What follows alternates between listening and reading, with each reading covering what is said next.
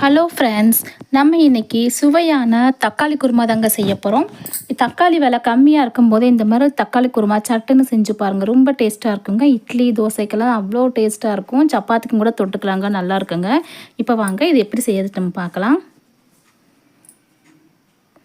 First ஒரு mixie jar எடுத்துக்கலாங்க. அதில் தேங்காய் சேர்த்துக்கலாம்.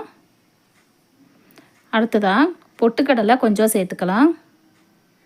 பொட்டுக்கடலை அதிகமாக சேர்க்காதீங்க, கம்மியாக சேருங்க. தேங்காய் அதிகமாக இருந்துச்சுன்னா பொட்டுக்கடலை கம்மியாக சேர்க்கணும். கூடவே சோம்பு, 2 பல் பூண்டு, ஒரு பட்டை, கொஞ்சமாக தண்ணி சேர்த்துட்டு இதை நைஸாக அரைச்சி வச்சுக்கலாங்க. அது அப்படியே தனியாக இருக்கட்டும். இப்போது அடுத்ததாக ஒரு கடாயில் எண்ணெய் ஊற்றிட்டு கொஞ்சமாக சோம்பு போட்டுக்கலாம். பெரிய வெங்காயம் ஒரு 2 வெங்காயம் எடுத்து வச்சுருக்கேங்க. அதை நீல சைஸில் கட் பண்ணிவிட்டு சேர்த்துக்கலாம். இது கூடவே கொஞ்சமாக உப்பு சேர்த்துக்கலாங்க. உப்பு சேர்த்து வதக்கும்போது வெங்காயம் சீக்கிரமாகவே வதங்கிடும். இப்போ நல்லா வெங்காயம் நல்லா வதங்கினதுக்கப்புறமா நல்லா பழுத்த பழமாக தக்காளியாக ஒரு 4-5 பழம் தக்காளியை அரைச்சி வச்சுருக்கேன், அதை சேர்த்துக்கலாம். சேர்த்துட்டு நல்லா ஒரு தடவை கலந்து விடலாங்க. இது கூடவே 1/2 ஸ்பூன் மஞ்சத்தூள், 1 ஸ்பூன் மிளகாய்த்தூள், 1 ஸ்பூன் மல்லித்தூள், 1 ஸ்பூன் கறி மசாலா பொடி, இது எல்லாத்தையும் சேர்த்துட்டு நல்லா ஒரு தடவை கலந்து விடலாம். கொஞ்சம் பச்சை வாசனையெல்லாம் போனதுக்கப்புறமா தேவையான அளவுக்கு தண்ணி சேர்த்துக்கலாங்க. இப்போ தேவையான அளவுக்கு தண்ணி சேர்த்ததுக்கப்புறமா மூடி போட்டு மூடி வச்சிடலாம். இது நல்லா கொதித்து வரட்டும். அந்த மசாலா வாசனையெல்லாம் போகட்டும். அந்த அளவுக்கு நல்லா கொதித்து வரட்டுங்க, பார்க்கலாம். பாருங்கள், நல்லா கொதித்து வந்திருக்கு. இப்போ நம்ம அடுத்ததாக நம்ம அரைச்சி வச்ச மசாலாவை இதில் சேர்த்துக்கலாம்.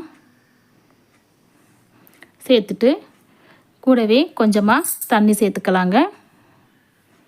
இப்போ ஒரு மூடி போட்டு மூடி வச்சிடலாம். ரொம்ப நேரம் கொதிக்க வேண்டியதில் ஒரு 5 நிமிஷம் கொதிச்சா போதுங்க.